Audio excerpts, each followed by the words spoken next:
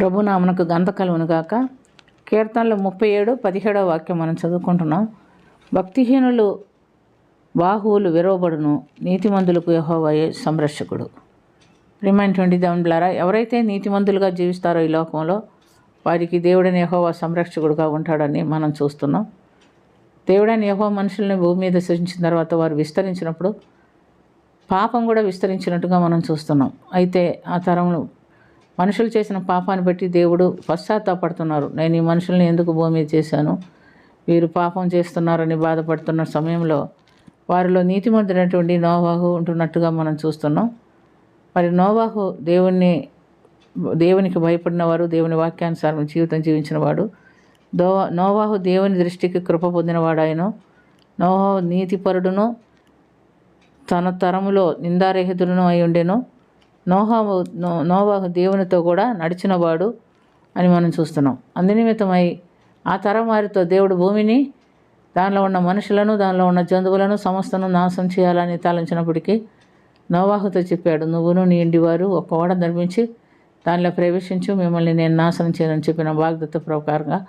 అప్పటికి భూమి మీద వర్షం లేదు. వర్షం అంటే వాళ్ళకు తెలియకపోయినప్పటికీ నోవాహు దేవుని మాట నమ్మాడు. దాని ప్రకారంగా దేవుడు చెప్పిన కొలత ప్రకారంగా ఒక పెద్ద ఓడను నిర్మించి మరి ఆ ఓడలో నోవాహు తన కుటుంబం సంరక్షణ పొందుతున్నట్టుగా మనం చూస్తున్నాం. జలప్రలయం భూమి మీదకి వచ్చి సమస్తాన్ని నాశనం చేసినప్పుడు నోవాహు దేవుని దృష్టికి కృప పొందినవాడై రక్షణ పొందుతున్నట్టుగా మనం గమనిస్తున్నాం. అంత మటుకే కాదు, అబ్రహాముని గురించి కూడా మనం చూసినప్పుడు అబ్రహాం కూడా దేవుని దృష్టికి నీతిమంతుడుగా ఉన్నట్టుగా చూస్తున్నాం. అబ్రహాము దేవుని మాట నమ్మాడు, అది అతనికి నీతిగా ఎంచబడిను అని చూస్తున్నాడు. అబ్రహాముకు సంతానం లేనటువంటి సమయంలో కూడా మరి అబ్రహాముని పిలిచి ఆకాశంలో నక్షత్రములను చూపించి సముద్ర తీరంలో ఇసుకలను చూపించి ఇలాగ నీ సంతానాన్ని విస్తరింపచేస్తాను అన్నప్పుడు అబ్రహాం దేవుని నమ్మెను, అది ఆయనకి నీతిగా ఎంచబడిను అని మనం గమనిస్తున్నాం. తర్వాత దేవుడు అబ్రహాంకు ఒక సంతానం ఇచ్చాడు వృద్ధాప్యంలో. 100 ఏళ్ల వయసులో ఇచ్చినప్పటికీ దేవుడు అబ్రహాంతో, నీకున్న ఒక్కగానొక కుమారుణ్ణి మోరియా పర్వతం మీదకి తీసుకొచ్చి నాకు బలి ఇవ్వమంటే అబ్రహాం సందేహించకుండా ఆ బిడ్డను తీసుకెళ్ళి బలి ఇవ్వటానికి బలిపీఠం కట్టి కాళ్ళు చేతులు కట్టి దాని మీద పడుకోబెట్టి కత్తి ఎత్తినప్పుడు అబ్రహాం, ఆగు, నీకున్న ఒక్కగానొక బిడ్డను బలి ఇవ్వటానికి నువ్వు సందేహించలేదు, ఇందుని బట్టి నువ్వు నా మాటకు భయపడవాడని నేను ఎరిగి ఉన్నానని మరి అబ్రహాం చూసినప్పుడు పొదలో ఒక పొట్టేలు కనిపించింది, దాన్ని తీసుకొచ్చి బలి ఇస్తున్నట్టుగా చూస్తున్నాం. కాబట్టి అబ్రహాము దేవుడిని నమ్మటం వల్ల అది అతనికి నీతిగా ఎంచబడినట్టు చూస్తున్నాం. మనం దేవుడిని నమ్ముతున్నాం కానీ నీతిమంతులుగా జీవించలేకపోతున్నాం. అంటే మన విశ్వాసంలో, మన నమ్మికలో ఏదో ఒక కొరత ఉంది. ప్రియమైనటువంటి దేవునిలారా, మన ఆది పితరులను మనకు మాదికరంగా దేవుడు ఉంచి ఉన్నాడు. ఉంచి ఉంటే మనము దాన్ని అనుసరించి జీవించడానికి కూడా నేర్చుకోవాలి. మనకైతే ప్రస్తుత కాలం తన ఏకైక కుమారుని లోకానికి పంపించి మనల్ని నీతిమంతులుగా తీర్చడానికి కుమారుడు వచ్చి మన కొరకు బలి అర్పణగా తన్ను తాను సమర్పించుకున్నాడు.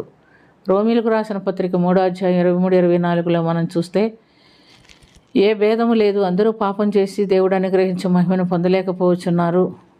కాబట్టి నమ్మువారు ఆయన కృపచేతనే క్రీస్తు యేసునందలి విమోచనం ద్వారా ఉచితముగా నీతిమంతులుగా తీర్చబడుతున్నాం. ఈ విధంగా రక్షణ పొందిన మనము యేసు రక్తములో కడగబడి శుద్ధీకరించబడినటువంటి మనము నీతిమంతులుగా తీర్చబడి దేవుని రాజ్యానికి వెళ్ళడానికి దేవుడు మనకు సహాయం చేస్తాడు.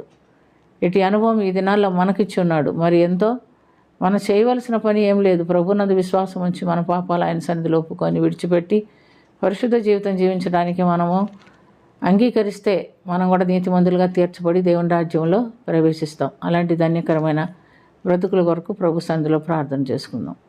ప్రేమ కలిగిన తండ్రి, కృప కలిగిన ప్రభు యేసు రక్షక, మాలో ఎవ్వరు నీతిమంతులు లేరు, పాపులమే నాయన. కానీ నీ ఎద్దకు వచ్చి నీవు ఇచ్చేటటువంటి ఉచితమైన రక్షణ మేము పొందుకొని నీకు సాక్షులుగా జీవించడానికి మీరు మాకును సహాయం చేయమని దీవించమని యేసుక్రీస్తు పుణ్యనామమున మిక్కిలి వినయంతో అడిగి వేడుకొంచున్నాము తండ్రి. ఆమేన్.